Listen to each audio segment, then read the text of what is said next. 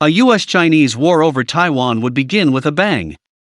China's military doctrine emphasizes coordinated operations to paralyze the enemy in one stroke.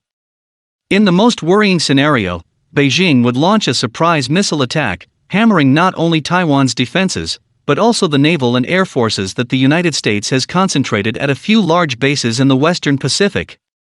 Simultaneous Chinese cyberattacks and antisatellite operations would sow chaos and hinder any effective U.S. or Taiwanese response. And the People's Liberation Army, PLA, would race through the window of opportunity, staging amphibious and airborne assaults that would overwhelm Taiwanese resistance.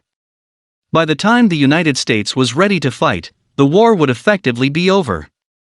The Pentagon's planning increasingly revolves around preventing this scenario by hardening and dispersing the U.S. military presence in Asia, encouraging Taiwan to field asymmetric capabilities that can inflict a severe toll on Chinese attackers, and developing the ability to blunt the PLA's offensive capabilities and sink an invasion fleet.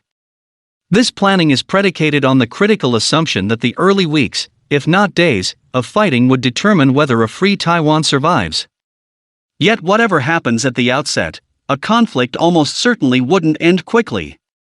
Most great power wars since the Industrial Revolution have lasted longer than expected, because modern states have the resources to fight on even when they suffer heavy losses. Moreover, in hegemonic wars clashes for dominance between the world's strongest states, the stakes are high, and the price of defeat may seem prohibitive. During the 19th and 20th centuries, wars between leading powers, the Napoleonic Wars, the Crimean War, the World Wars, were protracted slugfests. A U.S. Chinese war would likely follow this pattern.